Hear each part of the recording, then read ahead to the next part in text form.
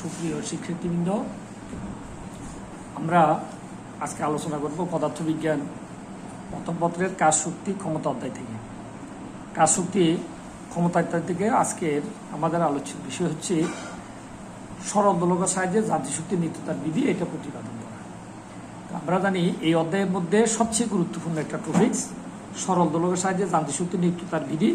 এটা বোর্ড পরীক্ষাতে প্রায় সব সময়ই কোনো না কোনো একটা প্রশ্ন অন্য অধ্যায়ের সাথে যুক্ত হলেও আসে। তাই তোমাদের উচিত হবে ক্লাসটা ভালো করে ফলো করা এবং ক্লাসটা বুঝা। যদি ক্লাসটা বুঝতে পারো তাহলে তোমরা এখান থেকে যেভাবে প্রশ্ন দিক, আমরা এখন অজ্ঞাত রাশি দিয়ে করবো পরীক্ষাতে, কিন্তু তোমাকে বিভিন্ন জ্ঞাত রাশি দিবে, সেই জ্ঞাত রাশি দিয়ে আমরা ক্যালকুলেশনটা করব। ধরো আমরা একটা বব একে আমরা কোনো একটা বিন্দু ও থেকে আমরা ধরো ঝুলাই দিছি, যে বিন্দু থেকে ববটাকে ঝুলেছি তার নাম হচ্ছে ঝুলন বিন্দু। ঝুলন বিন্দু থেকে এই ববটাকে আমরা ঝুলাই দিছি। দেখো এই ববটা যখন এই বিন্দুতে থাকবে, ববের সকল ওজন এম যে খাড়া নিচের দিকে ক্রিয়া করবে।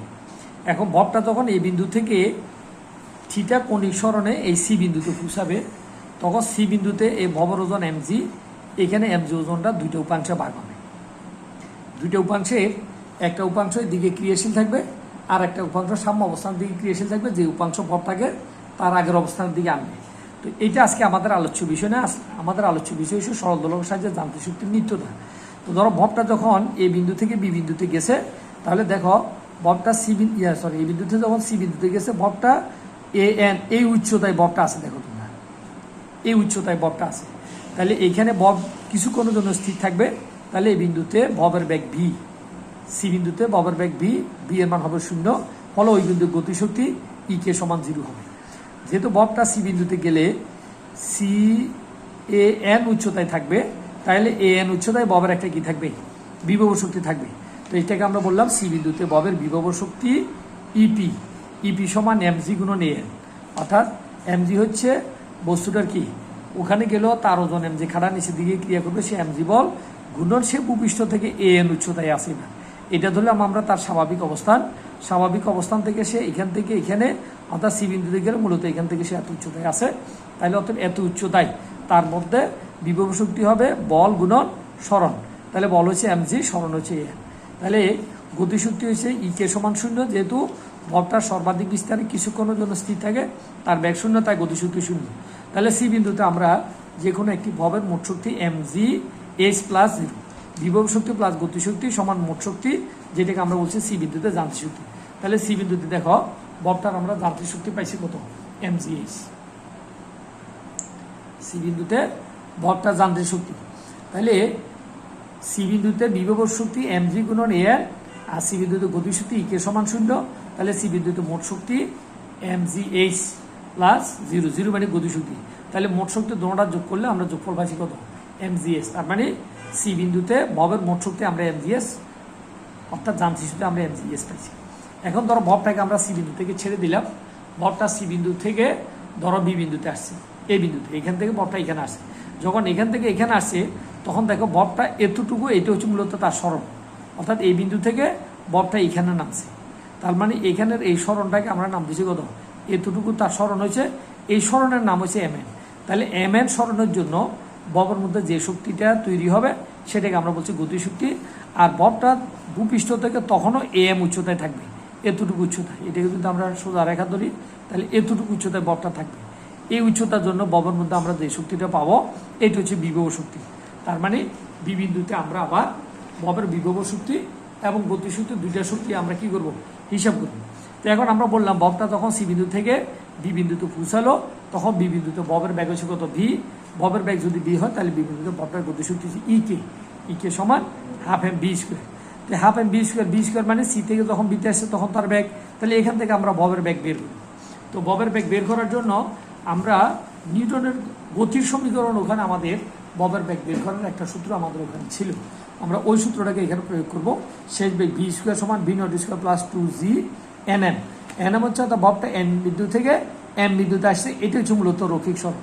তো এখন এই রৈখিক সরণ আমরা 2g গুণ এন এম, এটা হচ্ছে ববের ব্যাগ ওই বিন্দুতে।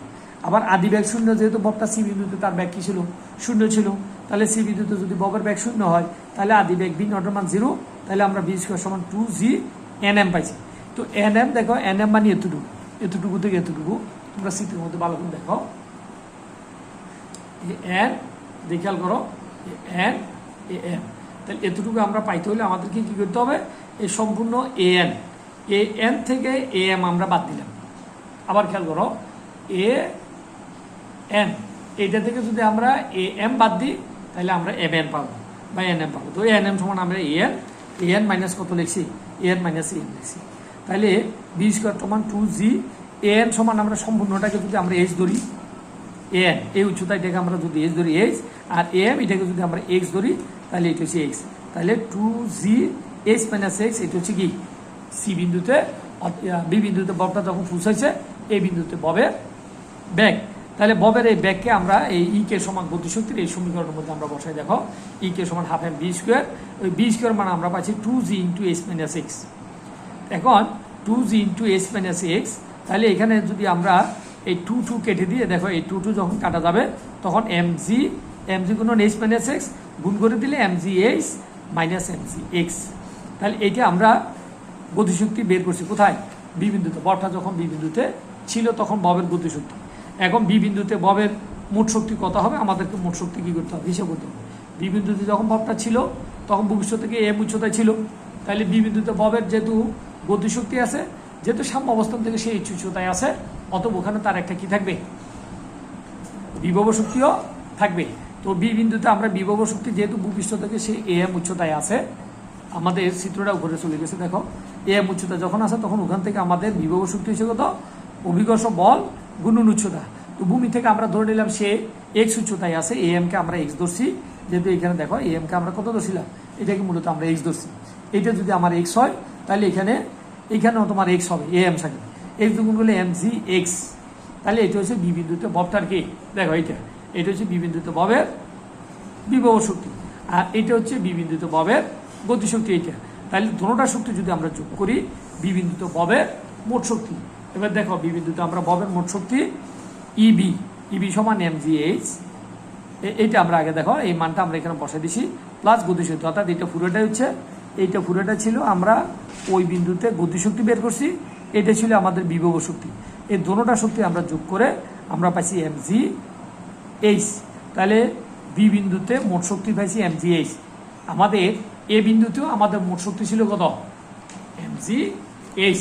তাহলে যেহেতু এ বিন্দুতেও মোট শক্তি এমজিএইচ, যেহেতু এই বিন্দুতেও মোট শক্তি আমরা কত পাইছি দেখো এমজিএইচ, আবার বি বিন্দুতেও আমরা মোট শক্তি পাইছি কত এমজিএইচ, বি বিন্দুতে দেখো মোট শক্তি। তাহলে সি বিন্দুতেও আমরা যদি অথবা এই বিন্দুতেও যদি আমরা বের করি তাহলে আমরা মোট শক্তি পাবো এমজিএইচ। তাহলে আমরা দেখি যে সরল দোলকটা যে অবস্থানে থাকুক না কেন তার বিভব শক্তি গতিশক্তি দুইটাই যোগ করলে যোগফল সর্বদা কি সমান থাকে। যেহেতু সমান থাকে তার মানে বিভব শক্তি গতিশক্তি এই দুইটার যোগফল এমজিএক্স, তার মানে এইটা হচ্ছে যান্ত্রিক শক্তি, বিভব শক্তি প্লাস গতিশক্তি সমান যান্ত্রিক শক্তি। তাহলে আমরা এখান থেকে দেখতে পাচ্ছি যে কোনো একটি সরল দোলক আমরা যে বিন্দুতে ধুলাই না কেন সকল বিন্দুতে তার বিভব শক্তি যান্ত্রিক শক্তি সর্বদা কি থাকে, একই থাকে। অর্থাৎ আমরা ববটাকে যে বিন্দুতে ঝুলাই না কেন, ধরো ববটা সি বিন্দুতে থাকলো তার যান্ত্রিক শক্তি তত, ববটা বি বিন্দুতে গেল যান্ত্রিক শক্তি তত, ববটা এই বিন্দুতে আসলো যান্ত্রিক শক্তি তত। তাহলে আমরা এখান থেকে বলতে পারি যে কোনো একটি সরল দোলক সর্বদা তার যান্ত্রিক শক্তির নিত্যতার বিধি মেনে চলে। ধন্যবাদ সবাইকে।